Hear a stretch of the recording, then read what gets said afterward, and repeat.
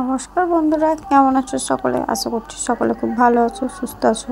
তো রোজকার মতো আমি আবার তোমাদের কাছে হাজির হয়েছি একটি নতুন সিম্পল ও সাধারণ রেসিপি নিয়ে। তো চলো শুরু করা যাক। আজকে আমি তোমাদের করে দেখাবো একদম সাধারণভাবে চিংড়ি মাছ দিয়ে কচি কচি নরম ঝিঙে আর আলুর একটি রেসিপি, যেটা গরম গরম ভাতের সাথে খেতে দুর্দান্ত লাগে। তো দেখতে পেয়েছো চিংড়ি মাছগুলো যথেষ্ট বড় ছিল। তো ভালো করে কুটে ধুয়ে পরিষ্কার করে দিয়েছে শাশুড়ি মা। তো আমি চলে এসেছি রান্নার কাছে। আমি একদম নরম নরম ছোট্ট ছোট্ট ঝিঙে নিয়েছি রান্নার জন্য। তো প্রথমে মাছগুলোকে ভালো করে নুন হলুদ মাখিয়ে আর হালকা করে ভেজে নিয়েছি, কারণ চিংড়ি মাছ বেশি ভাজলে অন্য একটা শুকো চিংড়ির মতো গন্ধ চলে আসে। হালকা করে ভেজে নিয়েছি, আর বেশি ভাজলে চিংড়ি মাছ শক্তও হয়ে যায়। তো হালকা করে ভেজে আমি তুলে নিয়েছি। তারপর ওই একই তেলে ভেজে নিয়েছি কেটে রাখা ঝিঙেগুলো দেখতে পাচ্ছ একদমই নরম ঝিঙেগুলো, আর ছোট্ট ছোট্ট একদম। তো ওই তেলে আমি ঝিঙেগুলো ভেজে তুলে নিয়ে আর যে অল্পটুকু তেল ছিল তাতে আমি কেটে রাখা ছোট্ট ছোট্ট করে আলুগুলো ভেজে নিয়েছি।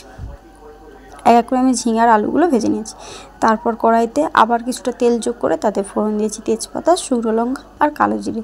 ফোড়নটা হালকা করে ভেজে নিয়ে আমি দিয়ে দিয়েছি পেঁয়াজ কুচিটাও হালকা করে ভেজে নিয়েছি। তারপর আমি ভেজে রাখা আলু আর ঝিঙেটা দিয়ে দিয়েছি, দিয়ে আবার ভালো করে সব কিছু ফোড়নগুলোর সাথে মিশিয়ে ভেজে নিয়েছি। তোমরা বাড়িতে অবশ্যই একবার এই কচি ঝিঙে দিয়ে চিংড়ি মাছের তরকারিটা করে দেখবে, এটি গরম ভাতের সাথে খেতে সত্যি খুব ভালো লাগে। তারপর আমি মশলা হিসেবে দিয়েছি হলুদ গুঁড়ো, লঙ্কা গুঁড়ো, পরিমাণ মতো লবণ, আর দিয়েছি চিংড়ি মাছগুলো আমি কষার সময় দিয়ে দিয়েছি। এখানে আমি পুরোটা চিংড়ি মাছ ব্যবহার করিনি, কারণ চিংড়ি মাছগুলো পরিমাণে অনেকটাই ছিল, আর আমার যেহেতু অতটা লাগতো না, তাই আমি পরিমাণ মতো তরকারিতে চিংড়ি মাছ দিয়ে বাকি চিংড়ি মাছগুলো তুলে রেখে দিয়েছি।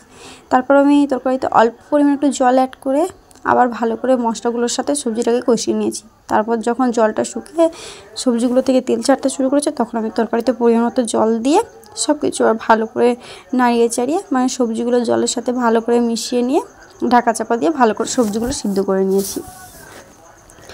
তোমরা বাড়িতে অবশ্যই একবার বানিও এই কচি ঝিঙে দিয়ে আলুর এই রেসিপিটা। এটি বাচ্চারা থেকে বড়রা সবাই খুবই পছন্দ করে। তো একদম সিম্পলভাবে এই রেসিপিটা বাড়িতে অবশ্যই বানিও।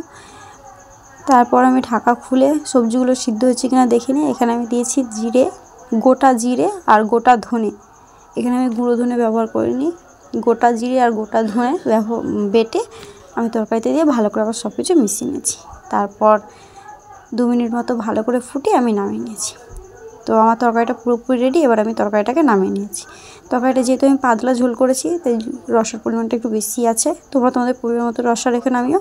তো আজকে ভিডিওটা এই অবধি। কেমন হয়েছে অবশ্যই কমেন্ট করে জানাবে। ভালো লাগলে অবশ্যই লাইক সাবস্ক্রাইব করে পাশে থাকবে। আবার দেখা হবে কাল নতুন কোনো ভিডিওর সাথে।